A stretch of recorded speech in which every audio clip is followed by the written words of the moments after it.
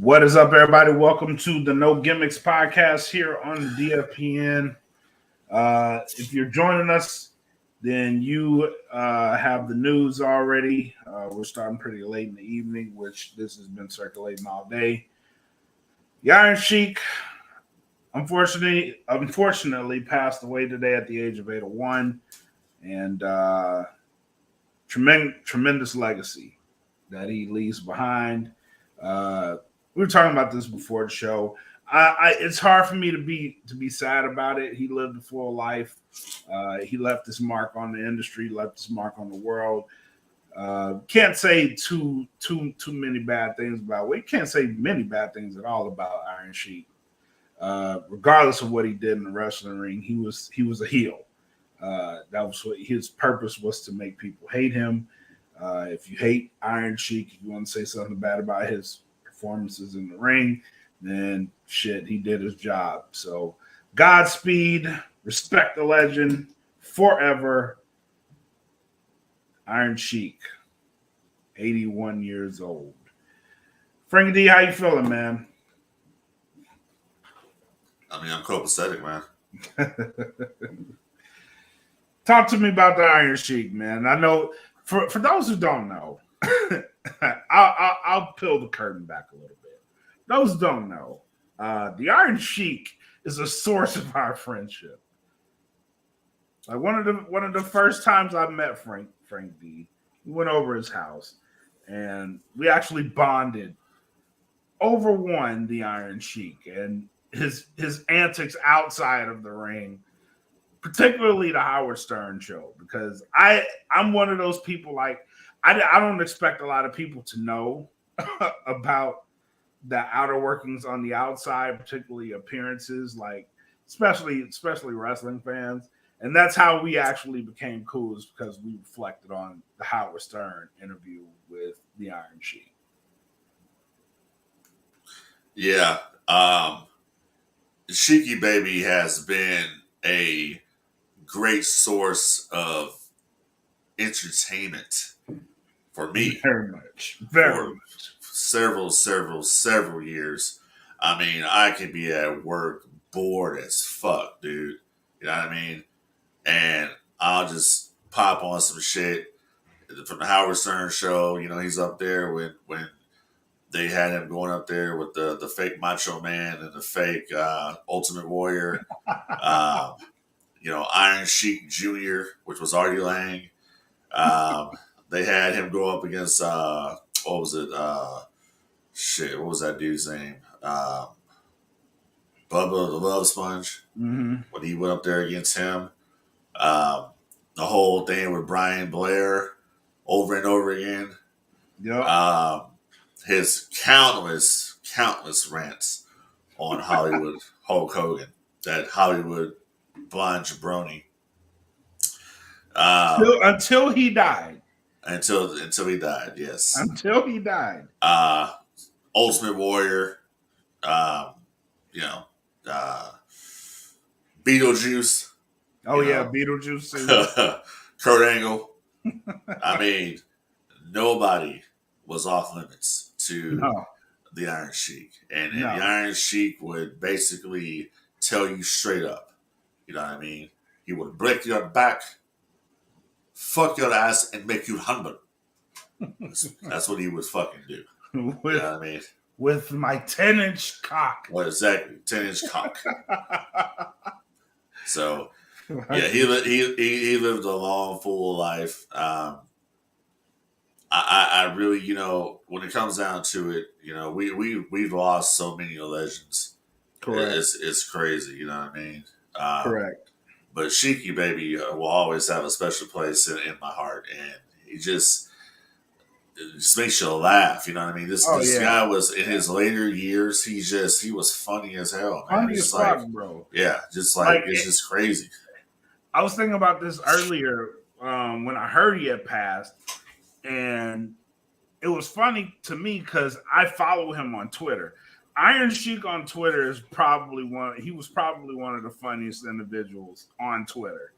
Just the random shit he would say. He would be like, every day was a fuck Hulk Hogan post.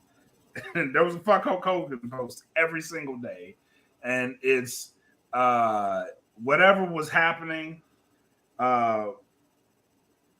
Keep calm and fuck you was a real popular one. Just fuck COVID, fuck cancer.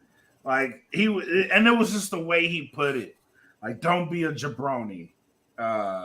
Cover your face, or I'll break your back. Just shit like that. Like he tweeted out, and it was just hilarious just to see him interacting on Twitter with people because you knew fuck you was gonna come out and fuck something. Whatever it was, fuck it. And it's gonna be missed because it was almost like Brody Lee did the same thing where he would do like it's Monday, you know what that means. And that was his thing. But that's what Sheik was known for, like fuck whatever it is.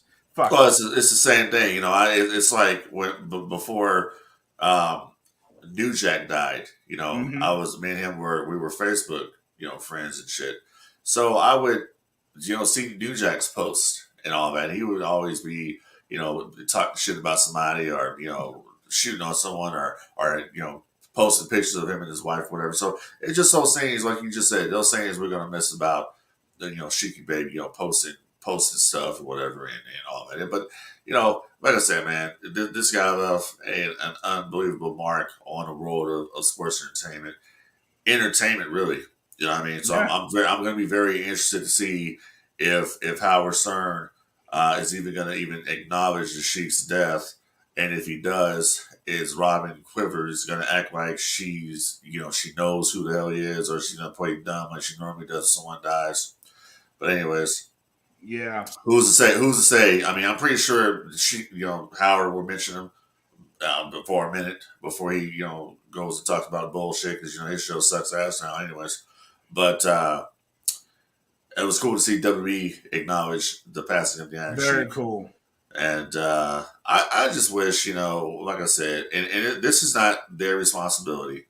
They don't have to do this. You know, it's up to the individual to be better financially, but a lot of these old timers that are out there that have given their blood, sweat, tears, especially for a guy like Sheik, WWE should be paying these guys something.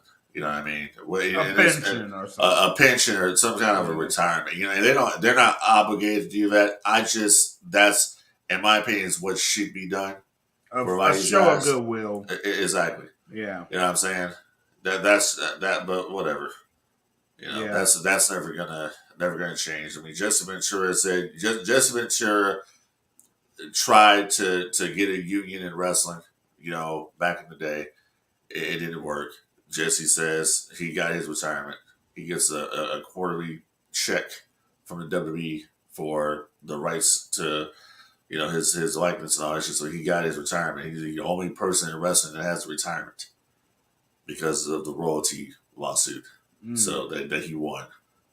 You know, so sad that you got to go that route to get that, though. Right? I mean? Yeah. Yeah, I'm with you. I'd rather see them get a pension or something, and you know that they're taken care of. Because Sheik in his later years, and it's crazy too because you see these guys like their whole mission is to look big and strong, and then when they get in their later years, even Hulk Hogan, like the last time I saw Hulk Hogan, he didn't look like Hulk Hogan. He looked like an aging person. You know what I mean? And yeah, that's what's gonna happen. That's what's gonna happen. I mean, Hogan did an interview and said that the biggest regret he has in wrestling was doing a fucking leg drop. Mm-hmm. That's the biggest regret. You know, because it fucked him up. Yeah, and people will say it all the time. Like, you know, they don't understand when you go out there and you're bumping around on that mat. And you did this shit consecutively and putting time in and working. And they've changed the rings a lot, you know, in the WWF. But back in the day, they'll tell you that ring was stiff as fuck. Yeah. No give. Yeah. So imagine falling on your ass every single night. 2 shots in one day. You know what I'm saying? So it does a lot for you. And I just think that, you know, compressing that spine. Yeah. I just think the guys should be taken care of, you know what I mean? I mean, I understand it's a business and they're not obligated to that and you should save your money and all that shit, but Hey, man, I just think the moral compass is just take care of your people, bro. Yeah, hands down, take care of them. They put their bodies on the line to entertain people and bring money to you. So morally, I think you're morally obligated to see that they're taken care of. Morally obligated to see that they're taken care of, but from a business wise, I don't give a shit. I got 30 more just like them, and that's just what it goes. That's just how it Spokes is. on the wheel. Yep. The one falls off, put another one on. That's how it goes. Yep. But yeah, that's it. As far as Sheik goes. Yeah, man. Shout out to him. Prayers to his family. But thank you for everything, Sheiky. All right, so let's get into the show. Before we do that, don't forget, if you're listening to this show on audio wise and you're not watching us live, patreon.com, www.patreon.com/thatfeelinpodcast. Also subscribe to the Bandcamp, thatfeelin.bandcamp.com, and we are both rocking merch tonight. You know where to get that. Teespring, search for That Feeling Podcast. You will be able to rock merch and look like the cool guys over here in No Gimmicks. All right, we got True Colors coming June 10th, and we actually have 2 sponsorships on this card this time. So one dropped today. We're sponsoring Gigi Ray, who is one half of the Money Birds. They're going for the Mission Pro Wrestling Tag Team Champions. The championships, they're going for those belts. So good luck to Gigi. Shout out to her. And Maya World versus Brittany Brooks were also sponsoring that match. So True Colors, June 10th, San Antonio. Get your tickets. If you can't get your tickets, go to titlematchwrestling.com and order the pay-per-view. You can subscribe to that network and get the pay-per-view for free. It's $9, so go support them. All right, first ticket on the docket, man. We haven't done this show in a minute, but since we've done the show, we both have some things about the WWE World Heavyweight Championships and the WWE Undisputed Championship, and they dropped a new belt. With that came the question of lineage. So we got a new gold belt. Roman has a new gold belt. And something interesting happened. They started talking about the lineage of Harley Race, Ric Flair, so forth and so on. What I didn't hear is the mentioning of a Pedro Morales in that championship. Pedro Morales, Bob Backlund, Bruno Sammartino, Hulk Hogan. We didn't hear anything about that. All we heard was he's on a historic run. He's on a thousand days. My question to you is, are they taking the WWE lineage out of this particular belt? Yeah, I mean, that's pretty obvious. That's what they're doing. I mean, I said it a while back here that the lineage was screwed up to begin with. And I think they realize that. I think they realize that they put themselves in a corner to begin with. But how many times over the years have the WWE split these belts up? You know what I mean? The first time was in 2001 when they combined the WWF Championship with the WCW belt to create the Undisputed Championship. Right. Then, what happened? They brought the belts back. They split them up again when they did the roster. Yep. The split roster. So yep. Bischoff brought the World Heavyweight Championship belt back, and they once again unified them again. They all it seems like whenever they're out of ideas for championships or whatever, they always want to unify. So now that's funny. I thought the same thing. Yeah. So now we have a situation here where they got this guy who's been a champion for 1,000 days, but only, as you stated a little while ago, only defended the championship 35 times. Yep. So I don't know. I saw the belt, the belt presentation, and I personally think it's an ugly ass belt. I'm just being honest.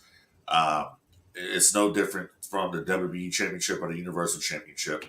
So I think they realized at this point that they had a lineage issue, and in order to get rid of that lineage issue, they went ahead and said, "Screw it, we're just going to give Roman a new belt and start over from scratch." Seth Rollins' lineage was supposed to be, people thought it was going to be the lineage to to the world to back to when Triple H got the belt from Bischoff in '02. That's what they thought it was going to be, and then we found out differently that it's not. It's its own lineage, and I'm not sure where they're going to go with this. I mean, you'll hear on commentary moving forward as far as if they start really talking about Roman's reign. I think that the most important thing for them was to get to 1,000 days. That's what I think. Yeah, because here's my thinking on it. You get to 1,000 days, it really doesn't matter what lineage you're holding, because you're at 1,000 days. You're at 1,000 days. You're in WWE. That can speak to itself. You've been a champion in WWE for 1,000 days. The lineage itself,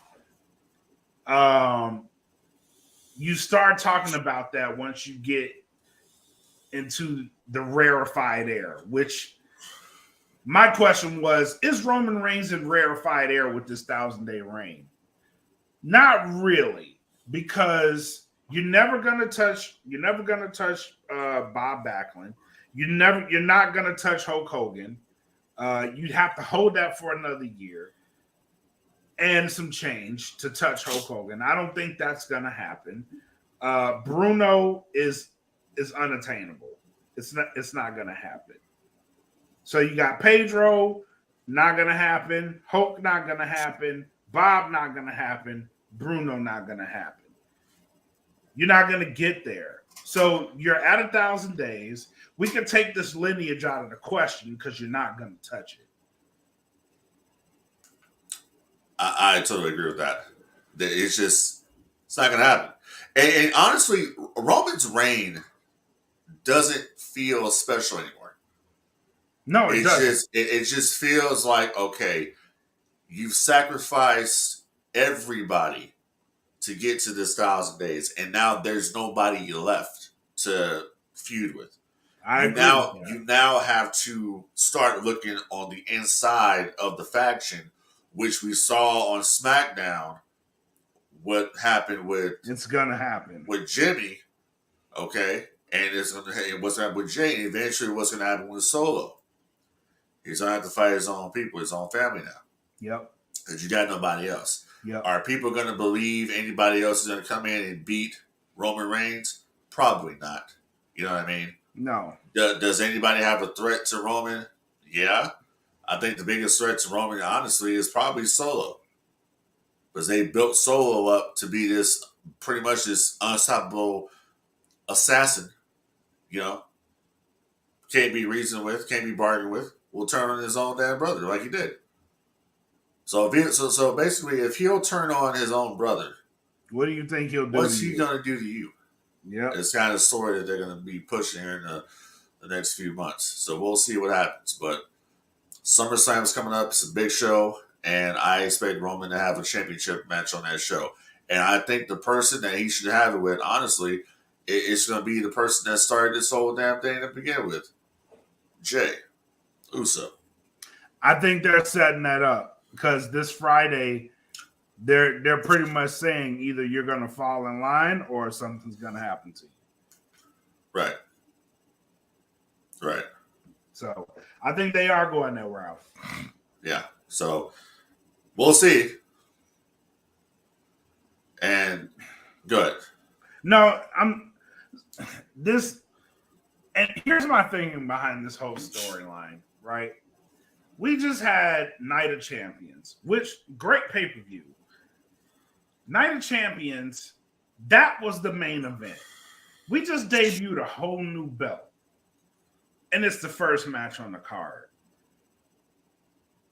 I'm not sure what they're aiming at with these titles. I'm confused at this point. Like, which title? You're gonna say this is the workhorse title, yet it's the first match on the card. The title that you want it to be, if you want this title to shine, this title match should be the main event. There's no reason the guy that you're trying to make these titles more important than that guy holding these belts. That match should not be the main event. But it's the story that is carrying the entire company. It's am I wrong for saying like this is confusing? No, it's like this. They knew that they were going to do the big angle at the end of the show, so right. That's why they had to get the Royal title match out the way. That's all they knew it. Because here's the bottom line: what essentially they're telling you is that everything is basically second fiddle to Roman Reigns. Exactly. This is exactly how I feel. Yeah, it's second fiddle. Just like anything that happened back in the day in the WWF was second fiddle to Stone Cold Steve Austin and Mr. McMahon's program. The Undertaker will tell you himself when the Undertaker was in the Ministry of Darkness, right, and then became the corporate ministry. Yep. He said that was kind of a low point in his career because the issue now revolved around the McMahons. It no longer revolved around the Undertaker or the ministry. It revolved around Mr. McMahon and their issues, and the Undertaker was kind of a second, third player in his faction. Right. No different than the NWO, where everything was going in WCW, but everything took a back seat to Hogan and Sting. That whole angle. You know what I'm saying? So we've seen this happen countless times in professional wrestling. It's just very, very prevalent here in the WWE that this guy is the guy.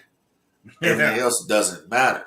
Yeah. I mean, you can see right here where, okay, Cody Rhodes now is kind of, he's down in Carnival, but he's still one of the main attractions, but he's lost a lot of momentum since, he returned there. And that was bound to happen. He's not the whole finish the story and all that shit. Yeah. And looking back on it now, like, damn, man, maybe they should have just pulled the trigger and had Cody win at WrestleMania. I think the story would have been told unless they're saving this shit for Jay to be the one to dethrone Roman. Which, if that happens, that was set up Solo in Roman because Roman would blame Solo for him losing the championship. Yeah. I mean, but we've played this game too, where what we thought happened, it ain't playing out that way. So after WrestleMania, I would have been like, I said, this was the right move. It was the right move for Roman to win at WrestleMania. Hindsight now, I'm like, maybe not, because look at where we are right now. Yeah, that's the whole get up here is look at where we are right now. Right. And I honestly strongly believe this, that they could have continued this story without Roman being the world champion. Yes. They could have had Cody Rhodes. Looking back on it now, he should have won at Mania. Yeah, and even the Usos losing, I don't think that was a good call because you could have had the story.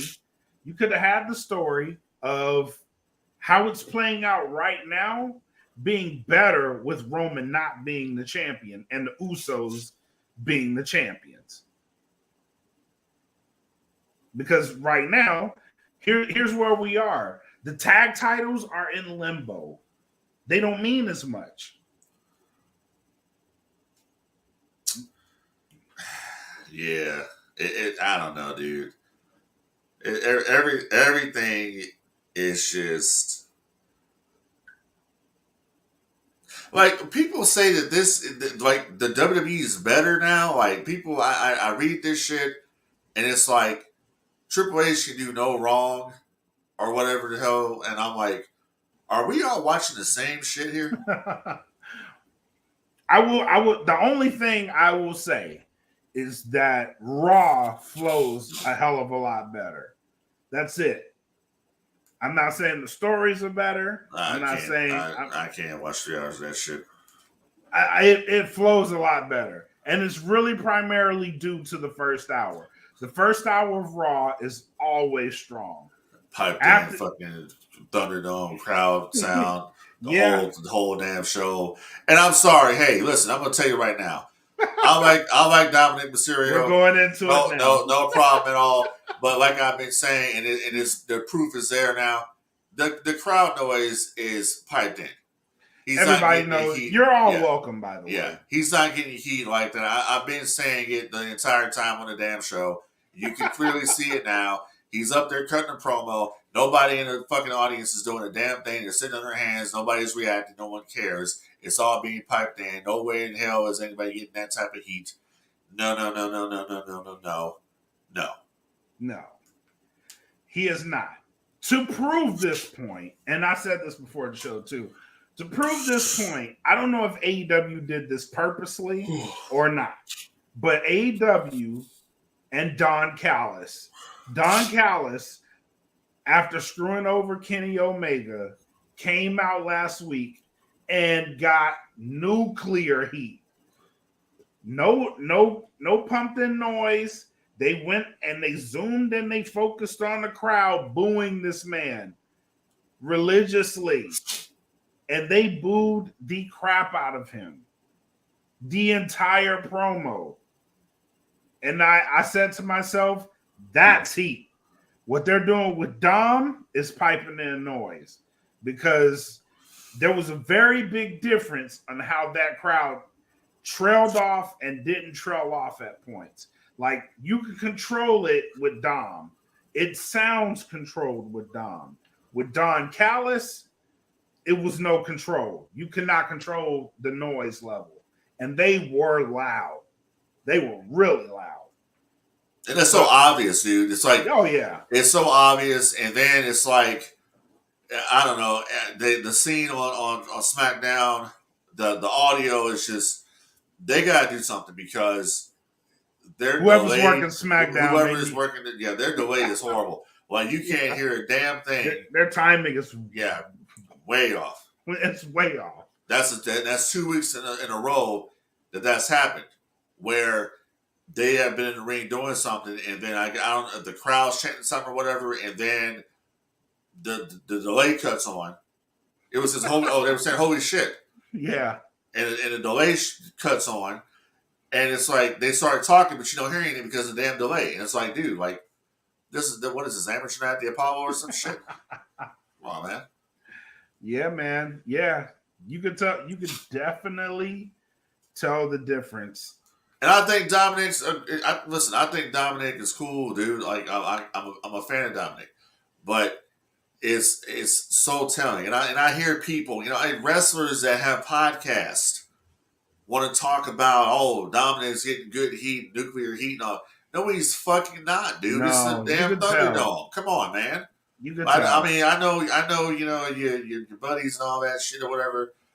He's not. Yeah, I'm sure he gets some boos, but it's not like that, man. That's the Thunderdome. You can clearly tell it is. The people are something. You hear this loud ass noise going on that sounds like a track. Okay, an audio track that's being looped in over and over again. And then you zoom in on the crowd, and nobody is doing nothing. They're just sitting there. They're just sitting there, not reacting to the shit.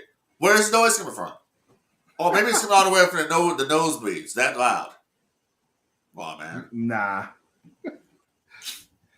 Nah. Sound don't travel down. Exactly.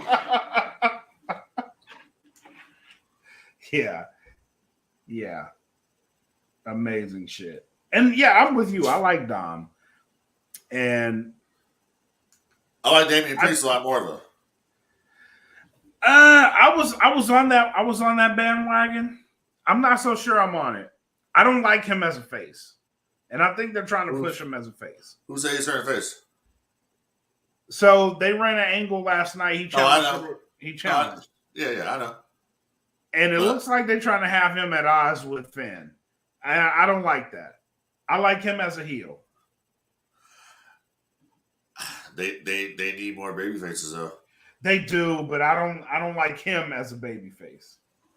I think Finn is a better babyface than. I agree with that. Well, then, yeah, I think Finn's a better babyface. I think if Damian Priest was to go babyface, he should be an anti-hero like tweener babyface. I think that would. Yeah, I would like that too. Because his whole thing is basically like he's a modern day Hall and Nash. That's his whole kind of thing he's got going on there. So Hall and Nash were pretty much they were tweeners. That they were baby faces, but you know they were the cool babyface, cool heel. Right. That's where Damian Priest should be. Damian Priest could go off on that. I would love. Like I said before, if they ever were to ever bring the NWO back, Priest would definitely be in that shit. Candidate. He's a candidate for it. Yeah, hell yeah. Priest would definitely be in that shit. And I still say just the way he walks out, and when he walks out, he reminds me of Scott Hall. Yeah, he's like because he does a walk. He does a surf. He does a surf walk. So I mean, you know what I'm saying? That's like I said. There's so much potential there with that NWO IP. It ain't even funny. You know, if I was working there and I was working the creative, I'm like, look, dude, this 2023 was old is new again. You feel what I'm saying? So we can dust this shit off and sell 1 million fucking t-shirts. Hell yeah, you probably could. But look, but in saying that, I mean, look at what they've done with the LWO. Nothing. It's non-existent at this point. It's after it's Backlash, nothing. It was done. Yeah, it's nothing. You know, I think they feel probably they've got as much mileage as they're going to get out of this shit. Because if you go on the website now, dude, like they're not even pushing the t-shirts like they were anymore. That's ridiculous. Yeah, that's ridiculous. Yeah. Because it's never honestly that group there will never equal to the NWO. And I think it was something fresh for a little while, but it's like I said this before. The LWO is a heel faction. They're not baby faces. It's a heel group. Just like the NWO, Black and White is a heel group. You're not supposed to like the NWO. You know what I mean? They're the heels. That was a problem that they had in WCW. And the WCW wrestlers were getting pissed about this shit. Like Luger and Sting on it, like, dude, they're cheering you motherfuckers. Like, you're taking all the fucking heat because they're supposed to be booing you, but they're cheering you. Yeah. So what do we got to work with? Can't help it that we're cool. You know what I mean? So we have the same problem with the LWO. They are Escobar should have turned on Rey Mysterio a long time ago and took over control of the group. You know what I mean? So that's where we got going. They should have gave it to Dom. Yeah. Live and you learn. And it sucks because, again, hindsight, bringing it out, great idea. Did I think it was going to end at Backlash? Common sense should have told me yes. You know what? I'm gonna pitch something right quick. I want you to tell me what you think of this. Okay, go ahead. So, I would bring in Chavo Guerrero Jr. into the situation. Okay. I would bring Chavo in, and I would have Chavo go out there and confront Rey Mysterio. And I would have Chavo go out there and confront Rey Mysterio about his bastardizing prostitution of the Guerrero name. Mm-hmm. And basically, the LWO comes out there, and they're siding with Rey and behind Rey, and then all of a sudden they beat his ass. And they've been manipulated by Chavo Guerrero. They turn. Yeah. I like That's what I would do. I like it. Yeah, I would do that. And then Chavo Guerrero, I don't know if he wants to wrestle or not, but now Chavito is the new manager for the LWO, taking his place because he's a Guerrero. This is a Guerrero faction to begin with. Yep. So I'm here. I could dig it. That's what I would do, and turn him heel. And then have him manage Escobar. Escobar fuse with Mysterio. I can dig it. Here's the problem with that, though. Zelina Vega is now over, and she's a face. Turn her to get rid of her. Okay. Get rid of her. Bring in somebody else. Who would? Oh, Raquel Rodriguez. Is it Raquel? What's her last name? I think that's it. Rodriguez. Rodriguez? I think so. Yeah, her. Yeah. I mean, she's not doing anything anyway. Wasn't she with Liv Morgan or something like that? They were tag champions. Yeah, Liv Morgan got hurt. Right. So yeah, you can bring her in and replace Vega. Turn her heel. Okay. That's what I would do if I were there. That's what I would do. But the main story I'd be writing is the NWO arc, which would be Cody Rhodes, Damian Priest, and somebody else that I have not thought about who that third person would be. But Cody and Damian are my top two. But I have not found the third man. Cena. Right. It wouldn't work now, but shit, if they'd have pulled that trigger a couple of years ago, it probably would have been hot. When they did that whole Bray Wyatt thing. Yeah, I agree. Yeah, that would have been a perfect time to do it. But now, who's there that could fill that role? I don't know.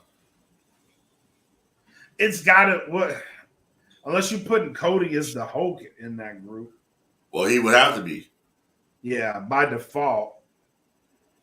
So you got Priest would obviously be the Kevin Nash, or you can have him as Scott Hall. Braun Strowman? No,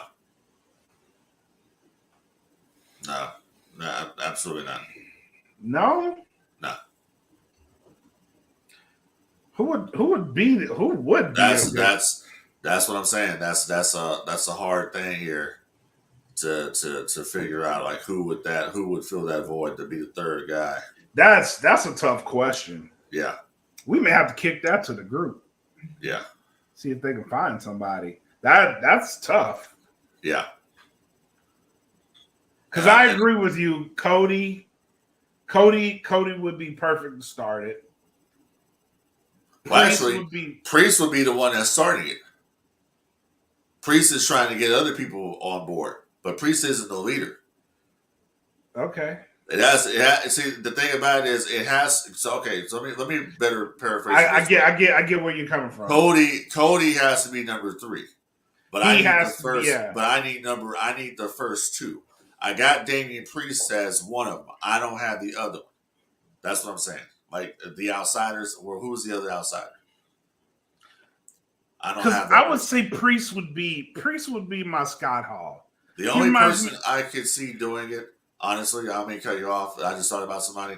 The only other person I can see that could take that role, that could start some shit, and that would kind of have lineage to the NWO, would be Brian Breaker.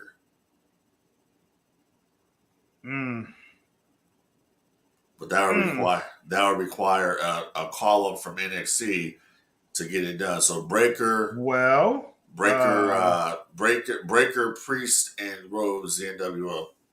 So Breaker just challenged Seth Rollins, right? Yesterday. Yeah, I saw that. So you could use that to bring him up, have him lose. He's gonna lose. Have him show up again. I would say have Braun be the one start the NWO. Does he look like? But I don't know. See, I'm picking Braun, but then like, does Braun look like an NWO guy? But the same thing could have been said about Scott Steiner. Does Scott Steiner look like an NWO guy? Exactly. So I don't know. Yeah, I'm gonna have to bounce that one around. Yeah, that's a tough one. It's a tough sell. I like it though. Yeah. I like it. All right. Before we get out of here, it was announced tonight on AEW Dynamite, the main event of Collision. Oh, before you talk about that, let's have a little conversation right now. Okay. So, why is it that AEW is struggling to sell tickets to their shows? Why do you think this is? I can attribute this to two things. One, the storylines haven't been that great. That's one. They're getting to a point where they're starting to turn it. They just kicked off the feud between MJF and Adam Cole. Very good promo, very good segment.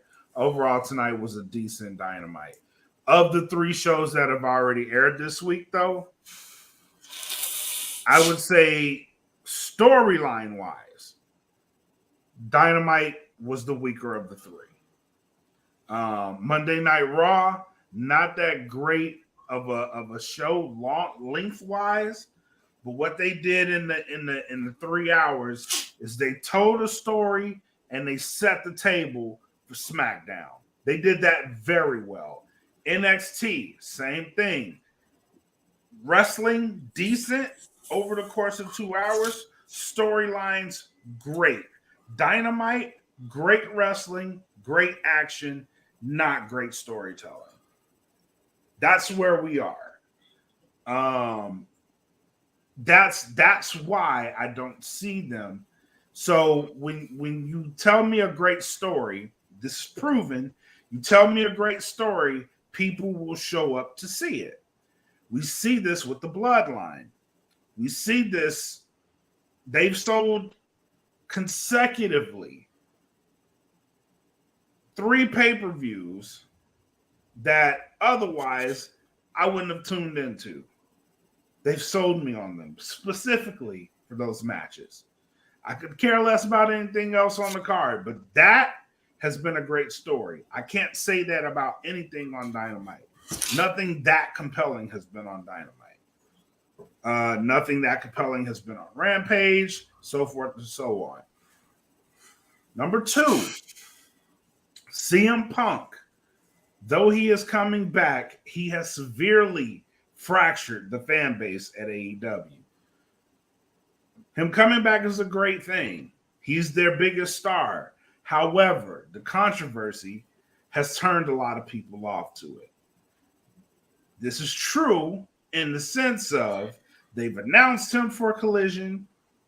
They've announced him in the main event of Collision, and ticket sales have still not climbed because of that. So you have a lack of compelling story, and this is no disrespect to AEW. I'm just stating the facts as I'm saying it. Lack of a compelling story, and you have a fractured fan base. You have half the crowd that doesn't like CM Punk, half the crowd that does. The other ones, they like the Elite. So there you have it. You're not going to sell tickets that way. And if it were me, if I were the owner of the AEW company, what I would have done is we would have had to sort this shit out. If I'm going to come out with a Saturday show, the last thing I want to do is to put a guy that I know had problems with my EVPs, and my EVPs are going to be on one show, he's going to be on another one. Publicly, it sends a very bad signal to the fan base. It does. So now you have your fan base choosing sides. And that's going to divide everything. So now you haven't already split wrestling fan base, split even further. So now we got to choose sides in between the company that we're choosing between WWE and you. That's not good business. Get them together, sort this shit out, make money.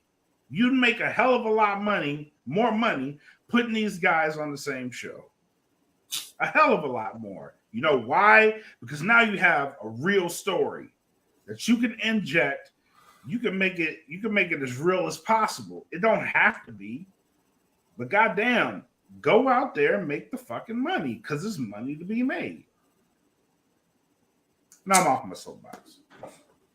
Yeah, I kind of agree with some of your takes there. I just honestly think that it's an oversaturation of the markets that they've gone to as well as they're not selling tickets. The CM Punk situation, yeah, I think that played a big part of it, but I think the honeymoon period is over. I think the way they handled the situation with Punk and the Elite has been very detrimental to AEW, and basically those CM Punk fans that they had there, I think they've kind of lost. They kind of left and are not coming back. It's said that upon hearing that he was coming back, they only moved like 400 tickets or some shit like that for the United Center. I mean, the first time they went there, they sold it out. This time around, they're going to probably have it tarped off using maybe half of the building. So that shows you where we are at this point. The Elite have done a very good job of damaging CM Punk and watering it down. And we're going to see where this goes moving forward. I do think the upswing is that, you know, you got Punk in the ring with Samoa Joe. That's going to be very interesting to see that. Bullet Club Gold out there with FTR. It's going to be very interesting to see what they do with the show. I hope the show is completely different than Dynamite. But I think that I agree with you. The fan base is kind of split here on CM Punk and on the Elite. When it should be, everybody should be united against the behemoth, which is the WWE. But people don't see it that way right now. People are all still up in their fields, and they're saying, screw this guy, we're going to stick with these guys, or screw these guys, we're going to stick with this guy, when it should be one team. One guy, one team. And I just think that, you know, looking back on the media scrums, I mean, a lot of that, you know, Punk called them out on their shit. But I think what should happen was that they should have maybe had a conversation backstage about this stuff.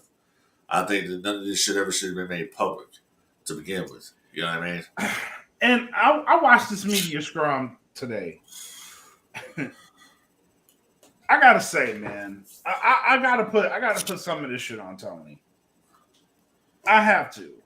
No, you can't put some of it on Tony. You got to put it all on Tony because Tony is the guy who is in charge.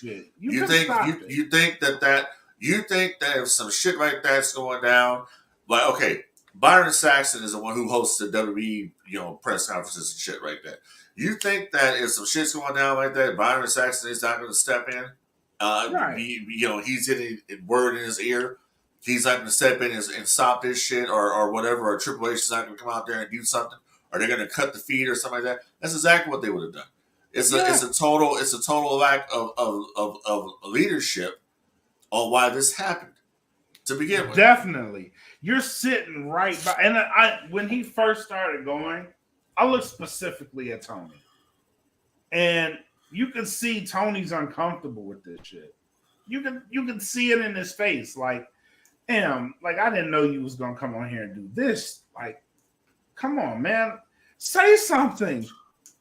You're right but there. It's like, but Tony also had the look of like he knew about some of this shit, and he kind of agreed with some of the shit he was talking about. I think that the whole situation would have been swept under the rug had the fight backstage not happened. Yeah, that's what I think. I think that it would have been business as usual had the fight not happened. And the bottom line of it, when it comes down to, and this is what people have said, bottom line of it is this. This guy went out there and called y'all out on some bullshit. Y'all didn't like it. Y'all went to his locker room and thought y'all was on this what. And like, if I'm CM Punk and I got 3 motherfuckers, yeah, I'm thinking some shit's about to go down. And before you, it's the same thing with Nash and Roddy Piper. Nash wasn't going to give Roddy Piper a chance to fucking swing on him. He swung first. Yep. That's how it goes, man. You fucked around. You found out. All right, let's move on. Exactly. So, well, hopefully nothing else happens. Hopefully they can get their business back together. They did sell out Forbidden Door. That's officially a sellout now. Yeah. So they were able to do that. They've sold over 65,000 tickets for the Wembley show, and I believe they opened up another 17,000 because they've gone and done some production shit. So, I mean, they just got to get their momentum back.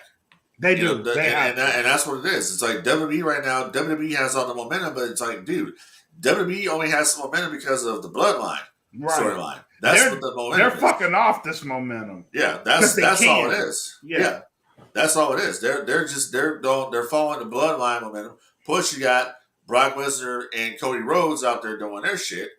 You know what I'm saying? So you got two hot programs right now in the company, and people love Cody Rhodes. So that's kind of where it's at right now.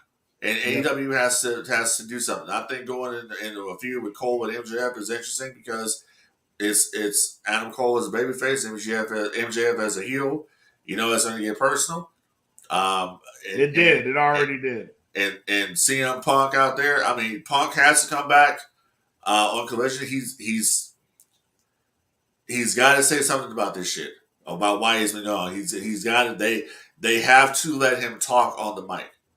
They got to. You can't just have a situation where he comes out there and he wrestles. No, I don't know about that. You got no choice, dude. Everybody knows. That's inviting some shit. But everybody knows. Yeah, look at the bullshit. But look at the bullshit the Elite did when they came back and they were doing all those spots in there and they were making fun of Punk. Yeah, that's true. You know what I'm saying? So I mean, when does my thing is, when the hell does CM Punk get his heat back? Yeah, that's true. Oh man. Oh. Give the guy a live microphone. Give the guy a live microphone on Collision, and I guarantee you that rating will pop because people are going to be interested in what he's going to say. That's what it's going to come down to. People are going to be interested. You need to have Pipe Bomb 2.0. Is what's going to end up happening. They have to say something here. I think they were being safe by putting him with FTR. That's what I think. Well, that was the original plan, wasn't it? It was going to be FTR with Punk versus either the Elite or it was going to be them versus the Firm. That faction. That's what was supposed to be going down. You know? So they have to bring Punk out there, and Punk has got to acknowledge the bullshit. People aren't stupid. People read the internet. People know what's going down. People know that he had the situation with the Elite. They already know what it is. So let's not play with the audience. Let's not do stupid shit with the audience. Let's keep it real with the audience. Let's do what ECW would have did back in the day, and which is tell the truth. Go out there and say something about it. All right. That's what it is. But just say, listen, they're on their show, and I'm on my show. That's just gonna get mad fucking uncomfortable. Well, I mean, you know what? This ain't the feelings police. This is a business. Yeah, that's true. This is true. And that's the problem with the whole situation. Motherfuckers was in their feelings when they went to his locker room. You know what I mean? And everybody's in their feelings. Like, bro, like people get in their feelings. People said something about me in the exactly public. Right. You know, or they go on Twitter and argue about, you know, they're more worried about, you know, did Mel select my match or some shit. You know, CM Punk was like, "Fuck Dave Meltzer." Right, exactly. I got no problem. I don't got no problem with Meltzer personally or whatever. I just think that Meltzer, you know, Meltzer's obviously cool with the Elite. That's his boys. He likes being friends with them, and I don't think he has anything positive to say about CM Punk. But that's the same thing Booker T too. Booker T doesn't have anything positive to say about CM Punk. But my thing is, dude, just like, why say it on the podcast if you see Punk, say it to his face? Let's see how it turns out. Or you could do what you just did with Ryback. Him and Ryback went on a whole Twitter tirade with each other. Yeah, I'll have to look into that. Oh, it was interesting. Apparently, he was supposed to appear on Booker T's podcast, and Booker T came out and was like, "You demanding too much." So, oh really? Yeah. So deuces. Yeah. Well, on Booker T's part, I agree with Booker on that one. Like, who the hell is a Ryback, anyways?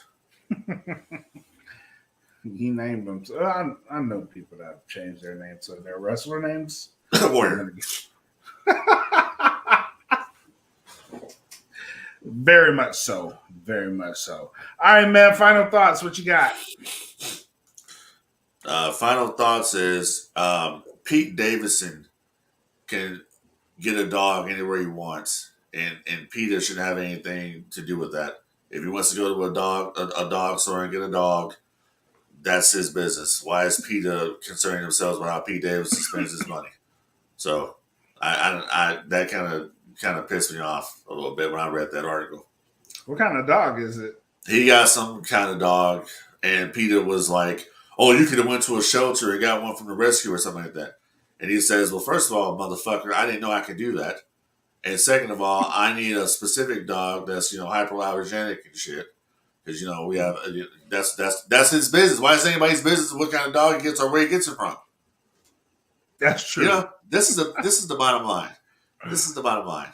If people stayed out of everybody else's business, the world would be a much better place. It would be a much better place. That's just what it is. You know what I'm saying? And very shortly, ladies and gentlemen, I'm going to make the announcement here on this podcast. Very shortly, Frank Dee will be hosting another podcast right here, possibly on the DFPN. It's going to be called The Raw Deal.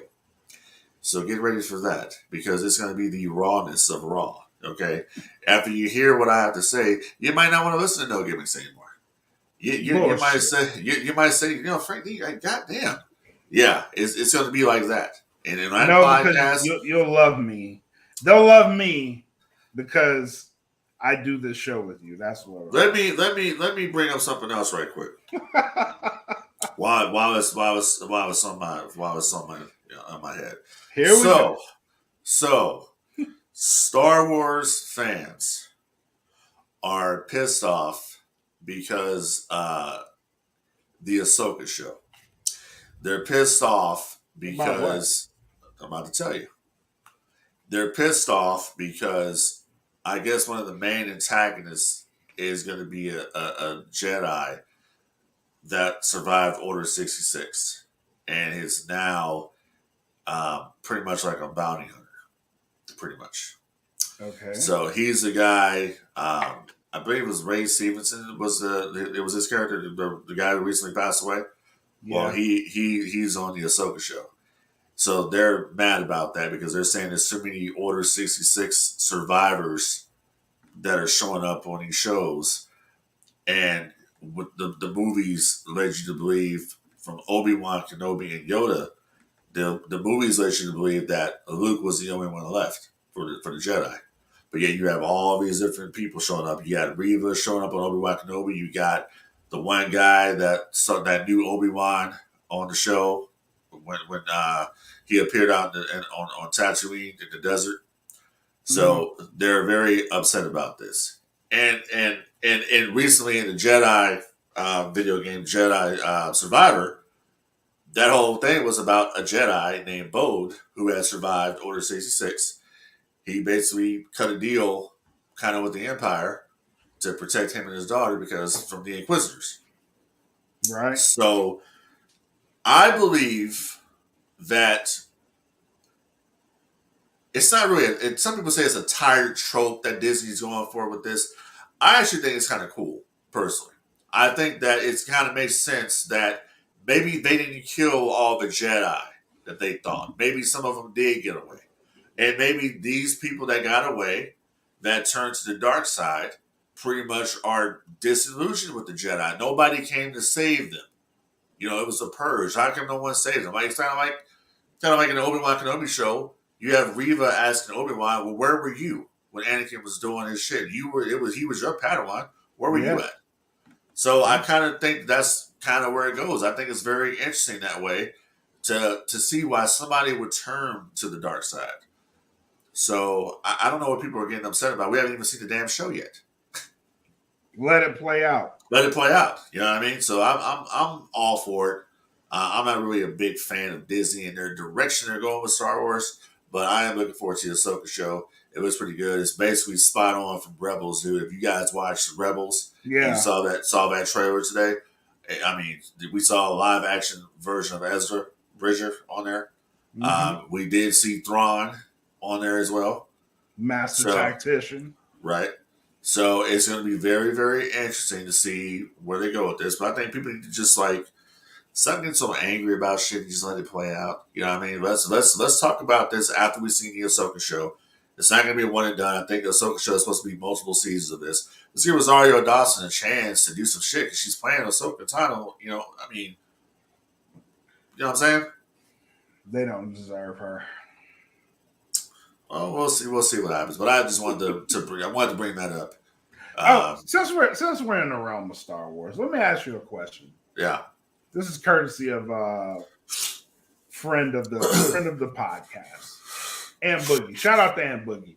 Who would win in a match between Grandmaster Yoda and Darkside Yoda? Huh. I'll tell you my answer. I think I'd have to go with Darkside Yoda. I'd say Darkside Yoda too. Yeah, because if you if you pissed off and you really start feeling energy of the dark side, your skill is going to go way up. As far as put it like this: in Revenge of the Sith, right? Mm-hmm. Anakin actually jumped to a 9 on the scale. I think Anakin was like a 7 or 8. His fighting skill, the motherfucker jumped to a 9. He wasn't even at a 10. But he jumped to a 9. He wasn't even using the full dark side, you know. So Yoda would get trashed. He would get stomped. I don't know, but there was a time. Well, I do know. Darkside Yoda would definitely win this fight, but there was a time that Yoda actually showed. He showed what his power would be like on the dark side. And it was for Dooku. Count Dooku was trying to recruit Yoda, turn him to the dark side so they can go up against Sidious, Darth Sidious. And the plan was to use Yoda to kill Sidious and then, take that mantle as Darth. But Yoda wasn't having that shit. And he showed him like what his power would be like on the dark side. And Dooku was like, nah, fuck that. Fuck that shit. I'm not doing that. So to scare him into saying, no, don't come to the dark side, you can fuck a whole bunch of shit up, I would say dark side Yoda wins this one. Yeah, I saw in that group there that they posted who would win between Ahsoka and Count Dooku.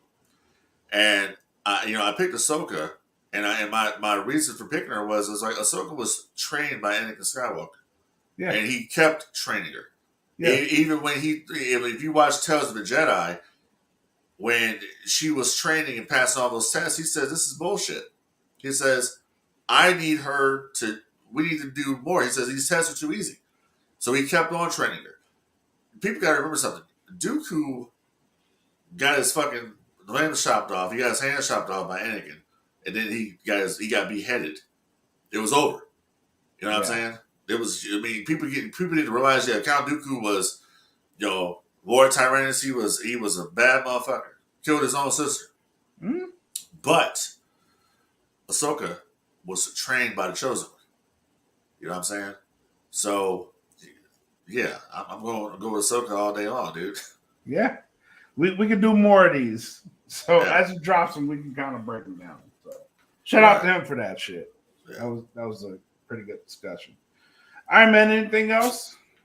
Yeah, go to the official No Gimmicks Facebook group and go vote in the tag team bracket. I saw your little comments you made there about what comment? Now that the ripoffs have been voted out, and I was going to write on there. I was going to tell you to go ahead and eat a dick. What comments are you talking about? Talking about your comment about calling the Demolition ripoffs. I don't know what you mean. Oh, bullshit, dude. I didn't know. I did no such thing. Oh, you did? No. Oh, yeah, you did. Yeah. Okay. I just posted an update to the bracket, to the group. That's it. That's all I did. Yeah, I know. And you put your bullshit in there, but it's okay. I don't know what you mean. It's all good. I have no idea what you mean. Other than that, ladies and gentlemen out there, don't forget, it's getting hot out here. So if you don't like walking around in hot pavement on your feet and getting burned, well, maybe your damn dogs don't want to be walking out there either and getting their paws burned. So treat your animals like you would treat yourself. And don't forget, help control the pet population. Have your pets spayed or fucking neutered. That does it for us, man. Thank y'all for tuning in to the No Gimmicks podcast here on the DFPN. Tune in next time. Until then, y'all be safe and enjoy the fucking wrestling. Peace.